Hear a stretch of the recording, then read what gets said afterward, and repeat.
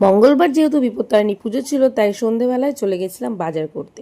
তো দেখো এত বৃষ্টি, তার মধ্যে পৌঁছে গেলাম একটা দাদার ফলের দোকানে। তো কত সুন্দর ফল! আর এই পুজোর আসল রহস্য হচ্ছে এখানে যা কিছু নেবে সবই 13টা করে। 13টা ফল, 13 রকমের মিষ্টি, 13 রকমের ফুল, 13টা লাল সুতো, 13টা দুব্বা, 13টা গিট, সমস্ত কিছু। তো দেখো এখানেও ছোট ছোট 13 রকমের ফল বিক্রি হচ্ছিল, যেখান থেকে অনেকেই 13 রকমের ফল এখান থেকেও নিয়েছে, কিন্তু আমরা একটু অন্যরকম ফল নিয়েছি, যেটা আমি প্রসাদ করে বানিয়ে মানুষকে খাওয়াতে পারবো।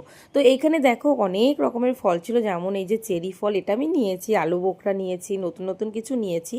তো তারপরে আবার নিয়েছিলাম আনারস, কিন্তু এত টক, পুরো আমাদের ঠকিয়ে দিয়েছে।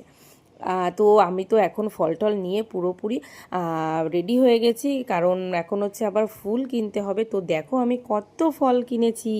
তারপরে চলো এখন 13 রকমের ফুল কিনে নিয়ে আসি, কারণ সকালবেলায় ঘুম থেকে উঠে ছোট্টবেলায় হতো যে খুঁজে খুঁজে ফুল তোলা, কিন্তু এখন আর ফুল তোলা হয় না। এখন ওই ঘুম থেকেও আর ওটা হয় না আর কি। তো এখান থেকে লাল সুতো, তারপরে 13টা পান সুপারি সমস্ত কিছু নিয়ে বাজার করে নিয়ে চলে আসলাম।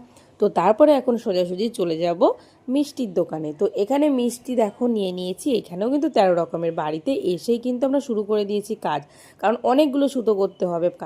মোট আমি 30টার মতো সুতো করেছিলাম।